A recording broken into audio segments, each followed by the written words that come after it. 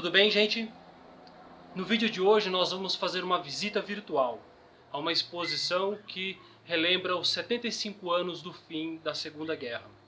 Só para vocês saberem, eu venho trabalhando nesse vídeo já há um certo tempo e quando eu comecei a trabalhar nesse vídeo eu não imaginava que o nosso país fosse entrar na situação em que ele está, né? Que o debate sobre fascismo, sobre radicalismo fosse tomar a dimensão que está tomando na nossa sociedade. Quando comecei a trabalhar nesse projeto, a minha ideia era simplesmente montar um vídeo que falasse sobre o crescimento do movimento nazista para poder mostrar para os meus alunos um pouquinho dos eventos que levaram à Segunda Guerra Mundial. Porém, hoje, junho de 2020, esse vídeo ele ganha uma outra cor. E eu acho que fazer esse vídeo não é só uma questão de produzir um material para ajudar os meus alunos a entenderem um fato histórico, mas eu acho que esse vídeo ele ganha uma outra cor também, porque ele é um momento para a gente repensar os valores que algumas pessoas na nossa sociedade estão tentando resgatar e nós entendermos para onde esses valores podem nos levar. Eu acho que esse vídeo é uma oportunidade da gente relembrar as feridas que foram abertas lá atrás. Muitas delas ainda não foram cicatrizadas. E eu acho que esse vídeo ele é também muito importante porque nós vamos entender o nazismo pelo olhar do povo alemão. Para você que talvez não saiba, está rolando uma exposição virtual, promovido pelo governo da Alemanha, e cujo objetivo não é só relembrar o que foi a Segunda Guerra Mundial, mas é também fazer uma denúncia, sobre os movimentos de extrema direita, sobre nazismo, sobre fascismo, sobre os outros ismos que nós temos por aí, que podem sim ser um risco para a democracia e pode ser um risco para a sociedade que nós conhecemos hoje em dia. Tá? Então eu preparei esse vídeo em dois momentos. Nesse vídeo eu me ocupo de falar como que o nazismo chegou ao poder, como que o nazismo destruiu as instituições democráticas que haviam na Alemanha e como que a partir daí o nazismo levou o mundo inteiro para a Segunda Guerra Mundial. Vamos lá então?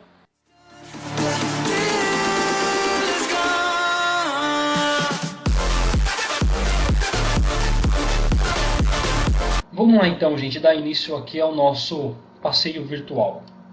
E deixa eu explicar para vocês qual que é a exposição que nós vamos visitar hoje. Essa exposição ela é uma exposição criada pelo governo da Alemanha, tá? Com a finalidade de relembrar os 75 anos do final do conflito, da Segunda Guerra, ok? Que ocorreu dia 8 de maio de 2020. Só para vocês saberem, tá? Eu estou gravando esse vídeo no dia 13 de maio, ok? E eu estou gravando esse vídeo por dois motivos. Primeiro porque é uma maneira legal da gente estudar a Segunda Guerra Mundial, ok? E também a atualidade. Por que, professor, a atualidade? Porque vocês estão vendo aqui pelo que eu estou mostrando aqui, vocês estão percebendo essa paisagem atual, algumas imagens históricas que foram inseridas aqui. E você deve estar se perguntando, pô, mas qual é que é dessa exposição aqui? A ideia dos caras foi justamente relacionar a Segunda Guerra com o nosso contexto atual. É daí que eu falo que também é uma possibilidade da gente estudar atualidades. Por quê, professor? Porque é o seguinte, a ideia dos curadores dessa exposição aqui não foi só chamar atenção para o que foi a Segunda Guerra, mas é também chamar atenção para movimentos radicais que estão crescendo atualmente no mundo. Movimentos de extrema direita, movimentos radicais que procuram colocar alguns valores como valores supremos, perseguições, agressões. Então, como esses movimentos vêm surgindo não só em esfera social, mas também em esfera política, cara? Hoje em dia nós temos alguns políticos no mundo que defendem alguns valores assim que são um pouco parecidos com valores nazistas, cara? A ideia do governo alemão foi chamar atenção para isso, para mostrar, olha só o que o radicalismo, olha só o que o extremismo trouxe para o mundo. Naquela época. Será que esse é o mundo que a gente quer reviver?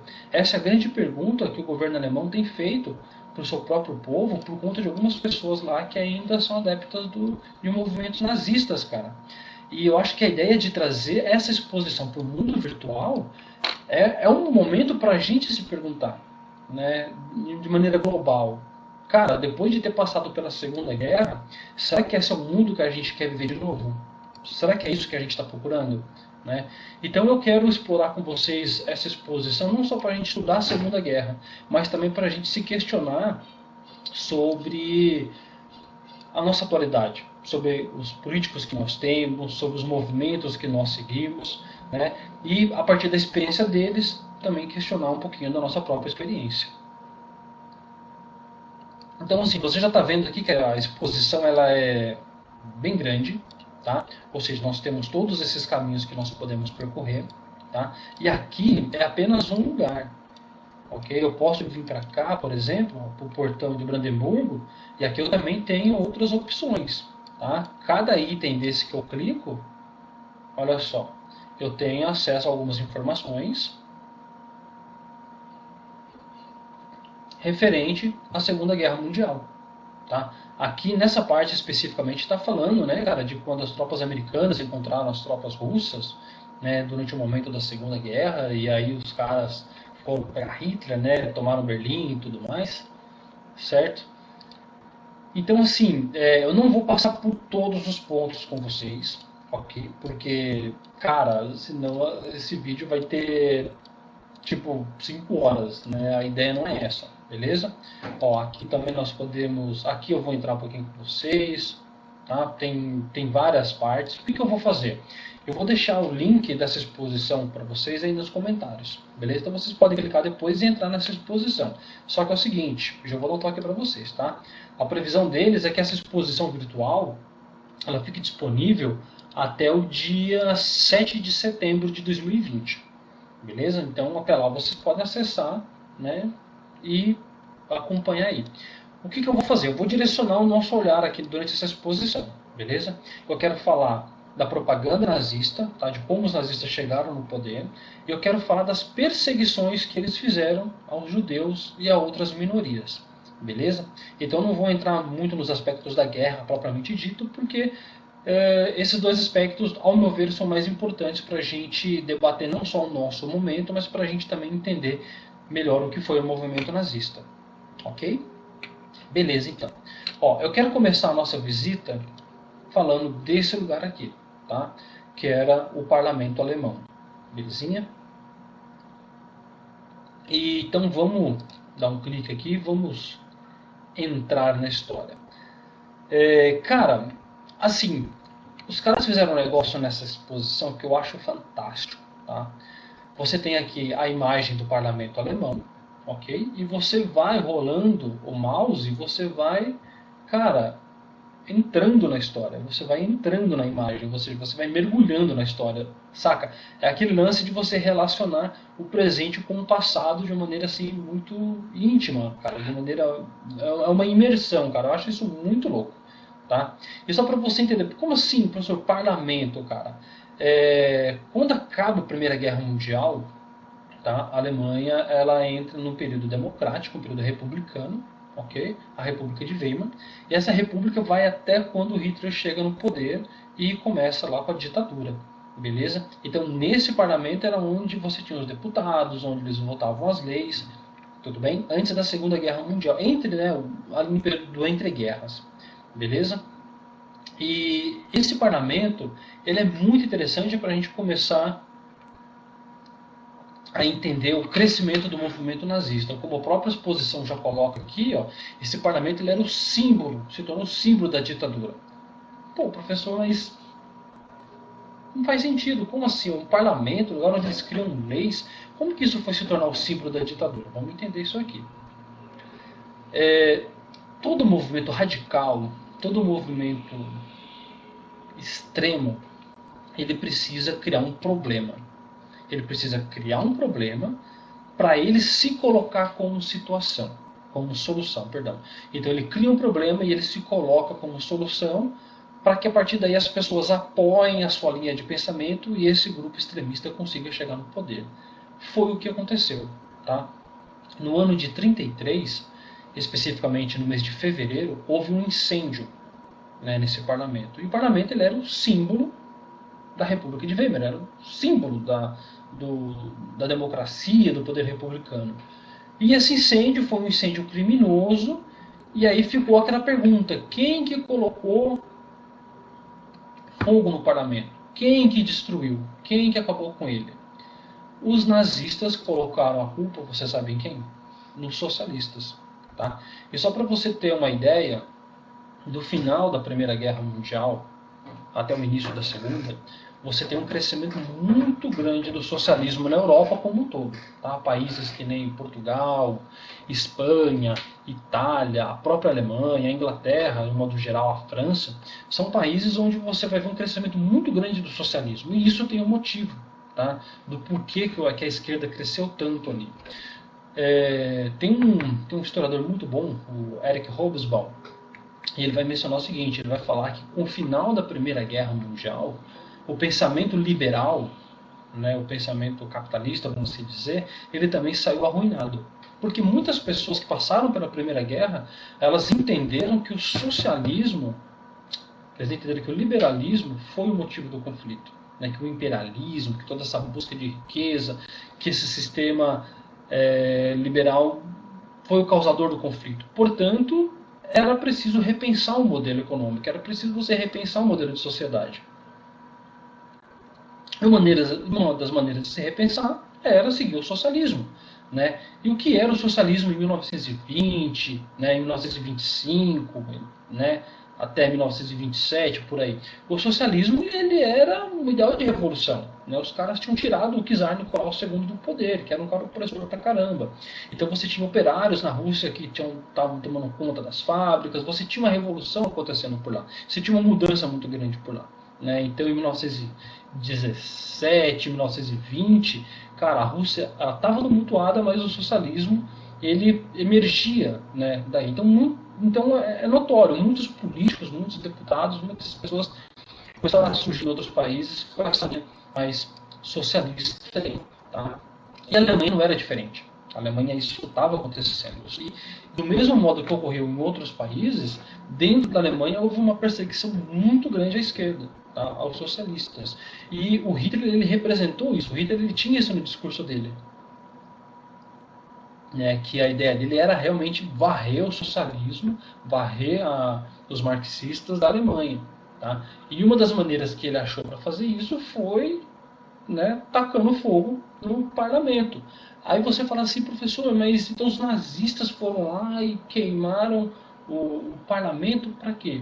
Para criminalizar a esquerda e assim mostrar que a esquerda era um problema e mostrar também que a república era um problema.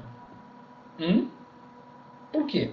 Porque a república, né, a democracia, ele é o único sistema que permite a pluralidade de pensamentos. E para muitos alemães, principalmente para o Hitler, a ideia de você ter uma república aberta a vários pensamentos, isso era um problema. Isso era um problema muito grande porque poderia acabar levando o país para a esquerda e ele, muitas linhas e muitos grupos sociais dentro da Alemanha não queriam isso. Só que o Hitler ele representava uma parcela da sociedade alemã que não queria diálogo, que não queria debate, ele queria eliminar. Era um movimento extremo, era um movimento radical. Eu quero eliminar o meu opositor, eu não quero simplesmente deixar ele de lado. Né? E uma das maneiras que ele arranjou para incriminar a esquerda foi incendiando, sim, esse parlamento. Ah, professor, mas então sabe-se que isso foi obra dos nazistas? Se liga, vamos entrar melhor nessa história aqui pra gente ver. Mas aqui mesmo eles já começam a mencionar pra gente, né? Algumas coisas, né? Sim, galera, deixa eu mencionar uma coisa importante aqui, ó. Aqui é uma tradução, tá? Do alemão para a língua portuguesa, feita pelo Google Chrome, tá? Então, assim, a tradução ela não vem muito bem, tá? Mas dá pra gente entender algumas coisas aqui, tá bom? Aqui, ele começa a mencionar para a gente que depois do incêndio que ocorreu no parlamento, você tem um conjunto de leis que vai começar a ser aprovada na Alemanha que vai começar a limitar o direito das pessoas. Ou seja, a Alemanha vai começar a percorrer um caminho para o autoritarismo. Por quê? Porque eles entendiam que, cara, a gente não pode dar tanta liberdade para as pessoas, principalmente para a esquerda. Por quê? Olha o que os caras fazem. Os caras destruíram um símbolo, né, da nossa democracia. E para as pessoas que estavam de fora, que estavam vendo isso para os cidadãos alemães, cara, fazia todo sentido isso daí.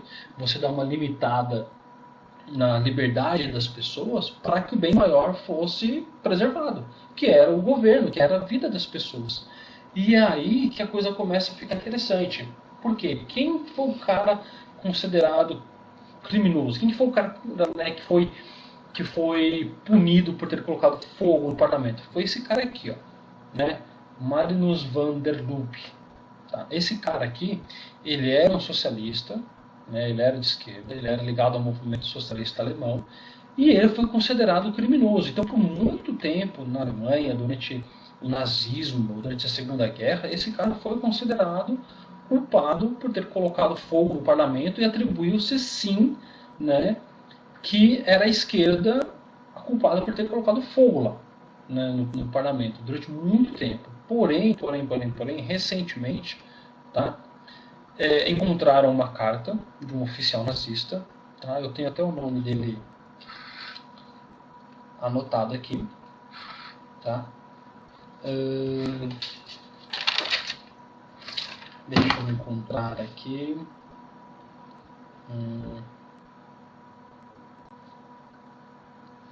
Hans Martin. Tá? Esse Hans Martin, ele era oficial nazista, e em 1955, depois, já tinha passado já a Segunda Guerra, muita coisa já tinha acontecido, o mundo estava entrando já na Guerra Fria. Esse cara, ele fez uma confissão, e ele confessou o quê? Que ele pegou esse cara aqui, o nosso Marinus van der Lubbe aqui, em uma enfermagem, e levou ele até o parlamento que já estava pegando fogo. Né? E por que ele fez isso? Ele fez isso justamente para que esse cara aqui fosse incriminado. Então, quando ele deixou esse cara lá na frente do parlamento, largou o cara lá, cara, o fogo já estava acontecendo. Então, quando as autoridades mesmo chegaram, né, no local, esse cara foi considerado culpado, né? Ele foi preso, foi torturado pelos nazistas, obviamente. Os nazistas já tinham muita influência no governo naquela época, e ele foi obrigado a assinar ali um termo dizendo que ele colocou fogo mesmo. Então, cara, ele passou por muito tempo culpado pelo incêndio no parlamento, mas na realidade, né, depois de muito tempo, achou-se a carta desse oficial nazista, onde sabe-se que tudo foi orquestrado pelos nazistas. E eu acho legal como que essa exposição traz isso. Né? Ele coloca aqui, ó, que a maioria dos observadores agora estava convencida de que os nazistas incendiaram eles mesmos como haviam feito o máximo a ganhar. Né? Então, ou seja, né, todo mundo já trabalha já com essa ideia, entende, o próprio governo alemão entende que isso foi uma atividade dos nazistas para trazer o apoio popular. E olha como que isso funciona como máquina de propaganda, né, cara? Porque para você convencer as pessoas a seguirem as suas ideias extremas, as suas ideias radicais, você precisa implantar um grande problema e se apresentar como a solução. Então, o grande problema lá que eles começaram a implantar era justamente esse medo, né, dos movimentos de esquerda. E começaram a se colocar, eles, nazistas, o movimento de extrema direita, como aqueles caras que iam corrigir, aqueles caras que iam solucionar o problema da Alemanha, tá? Então, o símbolo da democracia alemã, cara, estava em chamas, comoveu todo mundo. E aí isso abre um caminho para a ditadura nazista, porque é aí que os nazistas vão ganhar força e vão falar, olha, nós estamos aqui e vamos pegar esses caras aí. Só que para a gente fazer isso, a gente precisa de mais poder, tá? E para a gente ter mais poder, a gente vai ter que, né, apertar um pouquinho o cinto. E aí as pessoas, de um modo geral, o povo de um modo geral, acaba meio que, né, apoiando esse tipo de ideia. Né? Aqui, ó, eles começam a colocar pra gente que o parlamento incendiado, né, todo o sistema político veio para cá, para essa ópera, né? Porém aqui o parlamento parou, né, de dar aquela freada no movimento nazista. E não é que ele parou. Só para vocês terem uma ideia, né, esse incêndio ele vai ocorrer em fevereiro de 33. Em março do mesmo ano tem a eleição para o parlamento. E essa eleição, cara, ela ocorre de uma maneira muito louca. Você tem os nazistas assim empenhadérrimos assim nessa eleição. Mas não só empenhados em fazer propaganda, mas empenhados também em coagir as pessoas, em obrigarem as pessoas a votarem neles, cara. saca? Então é um negócio assim muito louco. E eles fazem isso em nome do quê? Em nome da salvação nacional. E todo o governo radical, todo o governo extremista, ele vem nessa toada, né, de salvação nacional. Olha, nós precisamos salvar o nosso país desse grande mal que está chegando. E a única maneira de salvar o nosso país desse grande mal é se nós estivermos governando, né? Essa era a discussão. Essa era a lei naquela época. Então, cara, o movimento nazista se empenhou pra caramba.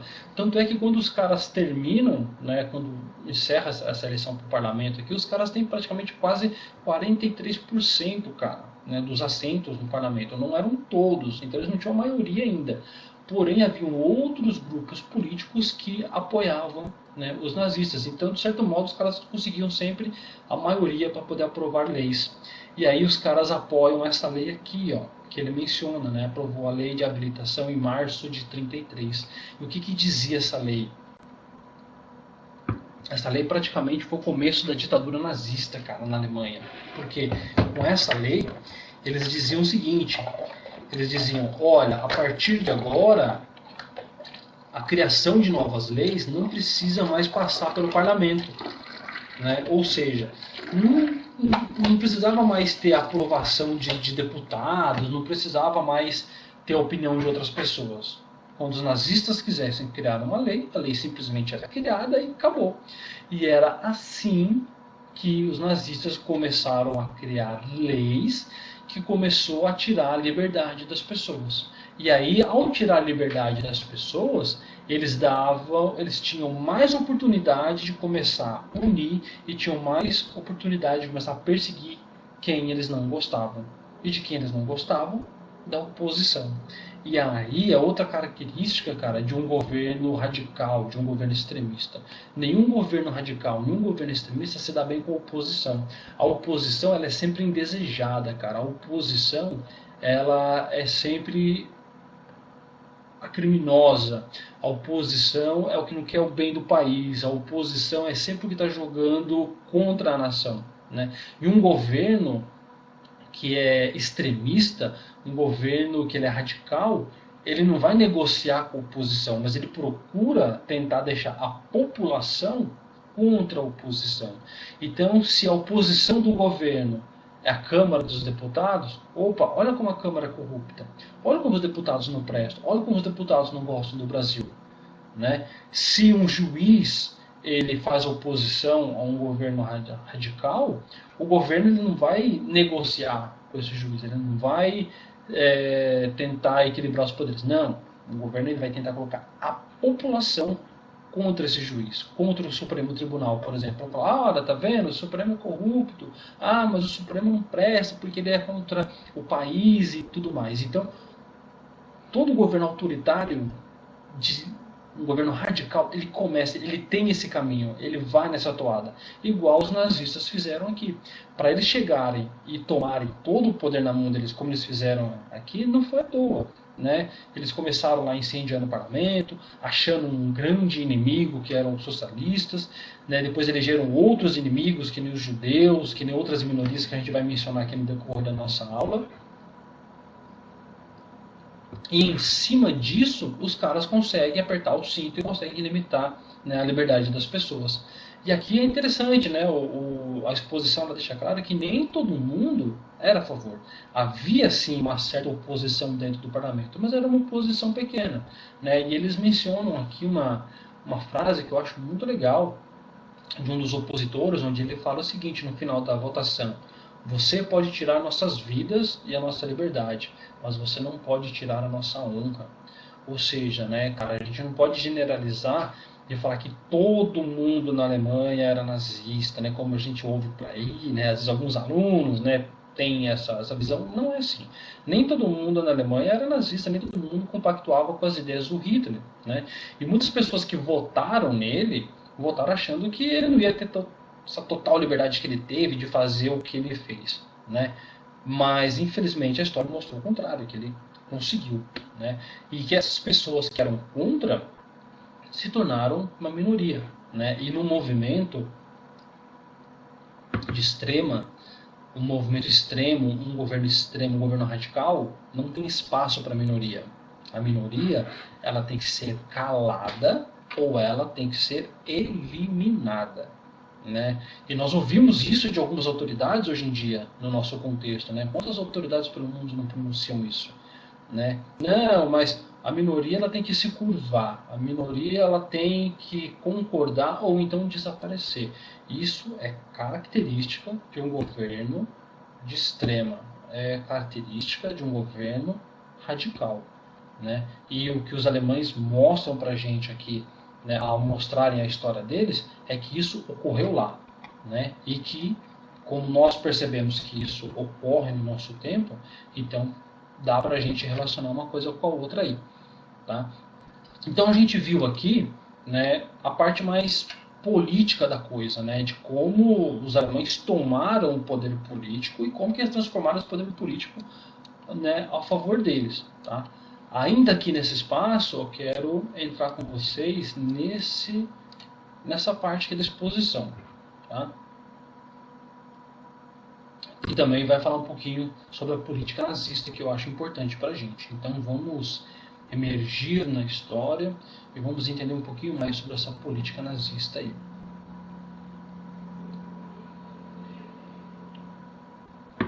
Aqui ele fala de novo daquela lei de habilitação, né, que acabou com as liberdades individuais, e isso é interessante, tá? A gente entender de novo. Porque quando acaba com as liberdades individuais, isso quer dizer o quê? Isso quer dizer que as pessoas podiam ser presas, elas podiam ser condenadas sem julgamento nenhum, sem motivo nenhum. Você não precisa ter um julgamento, você não precisa ter um motivo. Você simplesmente vai lá, como força policial, como uma força repressora, prende aquela pessoa e acabou, né? Você não precisa de um motivo para fechar um jornal. Você pode falar, esse jornal ele é contra o governo, ele é contra o país, eu vou lá e vou fechar. Acabou. É um jornal de esquerda, é um jornal de um outro grupo político de centro, um grupo republicano, né, que também não estava alinhado, né, cara, com o movimento nazista na Alemanha. Então, todos esses caras eram perseguidos. E isso é importante, tá? Eu estou mencionando aqui a questão da esquerda e tudo mais, mas qualquer movimento político que não fosse alinhado com os nazistas era perseguido, independente de ser de esquerda, de ser de centro ou de ser também de direita, né? Não é porque os caras faziam parte de um movimento de direita, né, que todo mundo que era de direita era alinhado com os caras. Não, havia políticos sérios na Alemanha que não estavam compactuados com Hitler, que também não eram a favor da esquerda, mas que jogavam um jogo democrático, né? Esses caras também eram perseguidos. Então, se você não tivesse alinhado com o nazismo, cara, essa lei poderia recair sobre você, tá?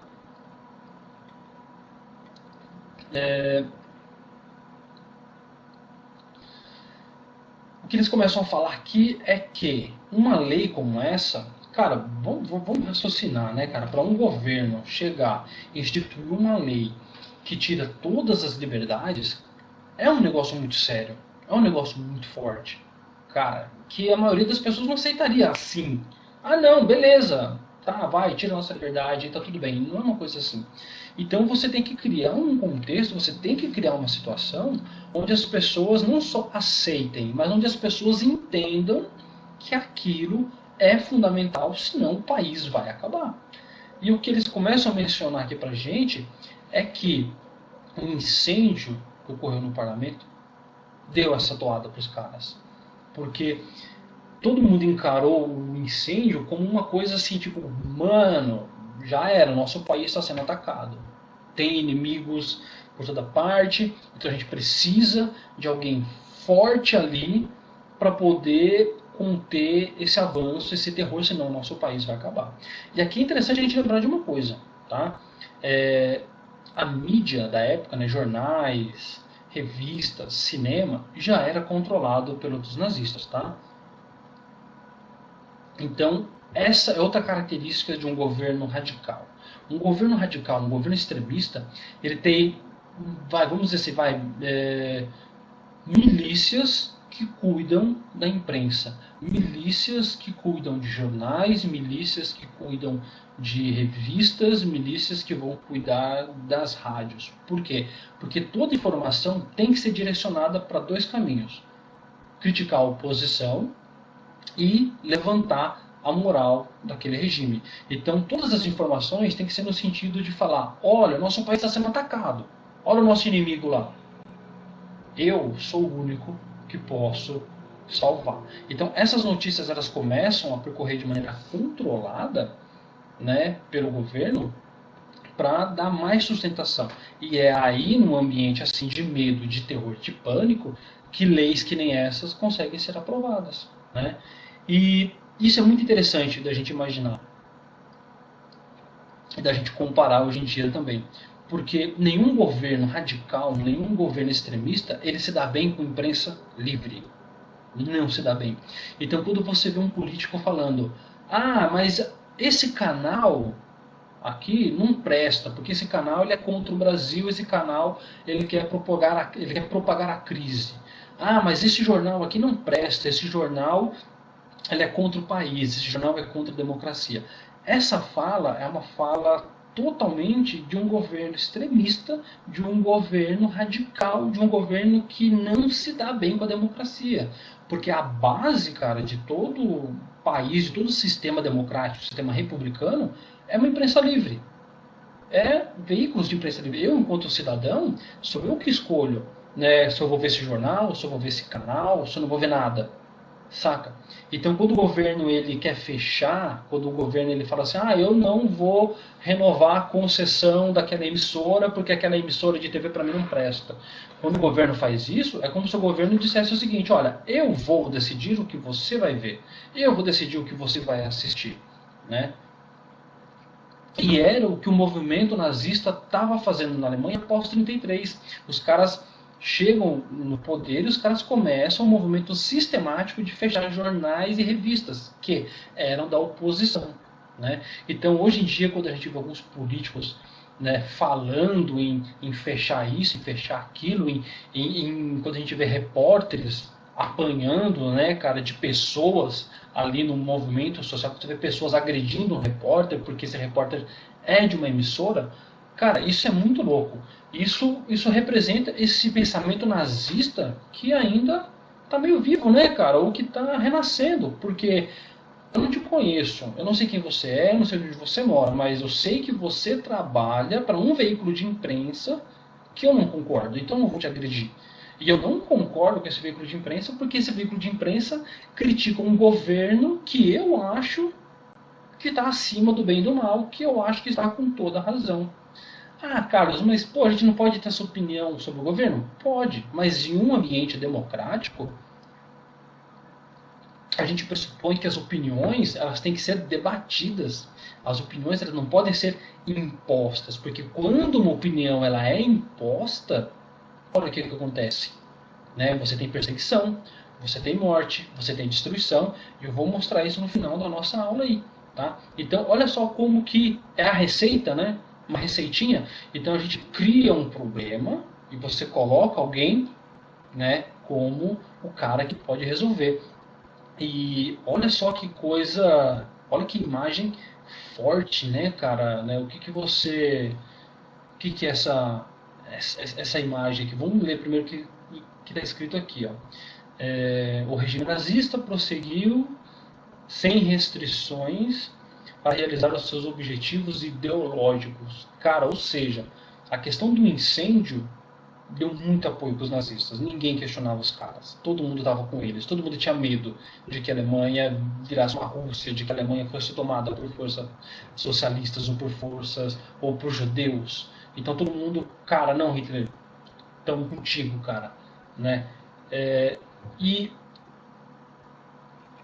isso me faz pensar numa coisa, que no mesmo período histórico, aqui no Brasil, a gente também passava por uma questão muito interessante, né? Quem que estava governando o Brasil nessa época? O Getúlio Vargas, né? E por volta ali de 35, 36, 37, o que você tem, né, nesses 3 anos? Você tem ali o Vargas articulando para começar o golpe dele, o golpe do Estado Novo. E o golpe do Estado Novo, aqui no Brasil, ele vem numa toada muito parecida com o que Hitler fez lá na Europa. Porque o que o Vargas vai falar? O Vargas vai falar: olha, o Brasil está em perigo. Tem um movimento de esquerda muito forte aqui no Brasil que pode tomar o governo e pode transformar isso aqui numa ditadura. Então o Vargas ele cria esse grande problema e ele não cria à toa, né? Teve a intentona comunista, né, no final ali de 35, né, o que começou dentro dos quartéis, o movimento ali de esquerda tentando derrubar o governo do Vargas, né? E o Vargas usa isso para poder falar, olha, o Brasil está em perigo, cara, mas eu posso salvar o Brasil de virar uma ditadura, de virar um governo de esquerda, de virar um governo extremo. Aí o Vargas ele vai começar a fazer isso também. Por volta mais ou menos de 1936, ele vai instituir leis que vão começar a tirar a liberdade das pessoas. E o Vargas ele vai usar essas leis para quê? Para perseguir os inimigos políticos dele. Porque nem todo mundo no Brasil que era contra a permanência do Vargas no poder era de esquerda. Não faz sentido, é só porque é contra. E isso é interessante também a gente pensar. Né? Num ambiente de radicalismo, num ambiente extremista, você não tem lugar para pensamento do meio, pensamento do centro. Ou você é A ou você é B. Ou você é a favor do governo ou você é contra. Então, ou você é a favor do governo ou você é de esquerda. Acabou. Não tem essa. Ah, você é a favor do governo? Pô, você é legal. Você é contra o governo? Não, você não presta. Você tem, a sua forma de pensamento tem que ser eliminada. Né? Então o Vargas naquela época já começou a pintar esse tipo de coisa. Então quem estava desalinhado com o governo dele era contra e tinha que ser banido. E ele usou a lei baseado, né, nesse medo de que o Brasil ia para a esquerda para poder perseguir os seus opositores políticos. E aí em 1937 ele consegue dar o golpe dele e inicia o Estado Novo, uma ditadura que foi por muito tempo aqui no Brasil. Tá? Basicamente o que o Hitler fez aqui também em 1933.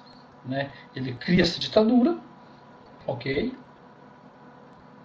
Em cima dessa ditadura, ele vai perseguir quem ele não gostava, politicamente e socialmente falando, e cada vez mais ele vai se tornando poderoso aí. Tá? Só falando dessa imagem aqui, o que você está vendo aqui é uma cerimônia onde eles estavam queimando livros, né, cara? Olha que imagem forte, né? Eles queimavam livros que eles achavam que não deveriam existir, linhas de pensamento que não deveriam existir, e isso é muito simbólico em um governo extremista, em um movimento social extremista, em um movimento social radical. O radicalismo ele só admite uma única forma de pensamento, que é a deles. Qualquer outra forma de pensamento não presta. Mas o movimento radical ele tem um ideal de religião a ser seguido. Se você segue aquela religião, beleza. Se você não segue, você está fora.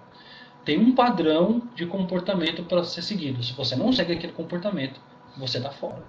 Tá? O comportamento é hétero? Então quem é homossexual está fora.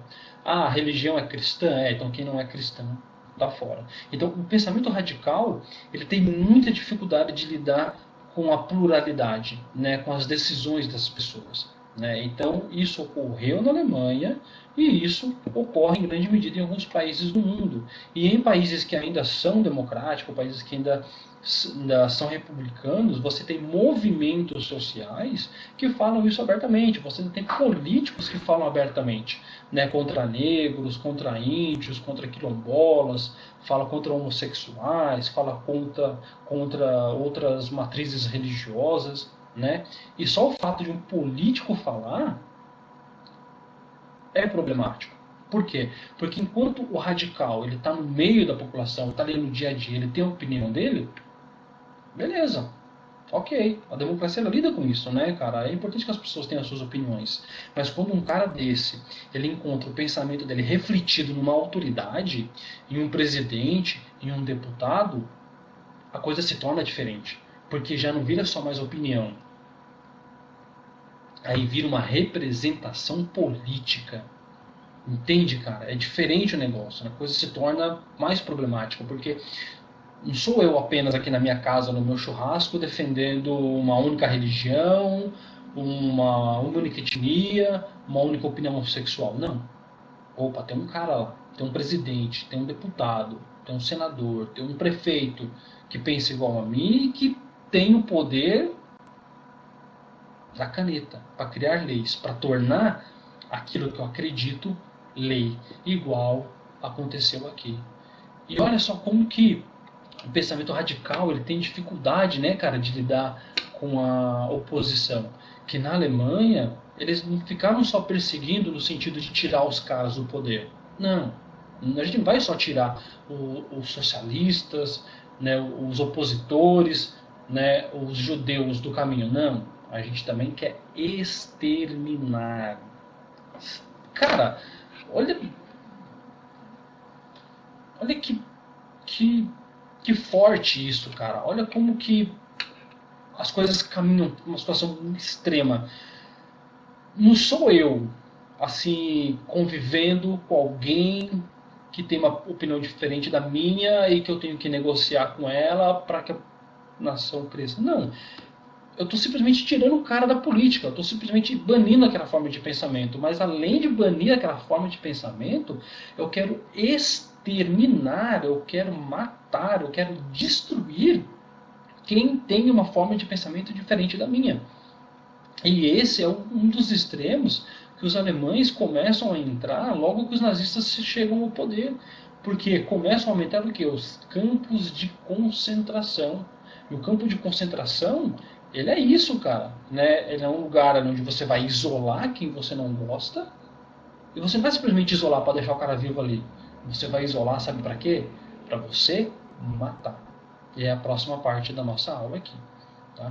E olha como que a coisa vai caminhando, né? Você deve estar pensando assim, Carlos, mas você disse que nem todo mundo na Alemanha era nazista, e realmente, nem todo mundo é nazista, né? Em um governo radical, em um governo ditatorial, em um governo extremista, é super errado você dizer que 100% das pessoas segue aquele pensamento, segue aquela ideologia. Isso não existe, tá?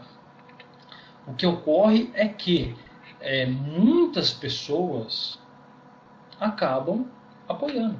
Elas entram, né? São os famosos isentões, as pessoas acabam... eu não concordo, mas eu vou tolerar, eu vou apoiar.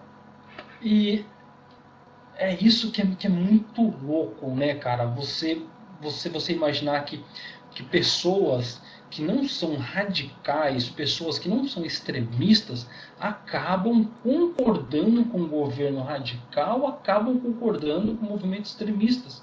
E esse concordar é o que dá mais apoio ainda para que esses caras façam o que eles façam e pensem da maneira como eles pensam. Porque o que fez a Alemanha ser nazista e jogar todo mundo na Segunda Guerra não foi só o grupo de nazistas, né? Mas foi também a grande quantidade de pessoas que estavam na Alemanha que mesmo não concordando, eu vou tolerar, deixa ele aí.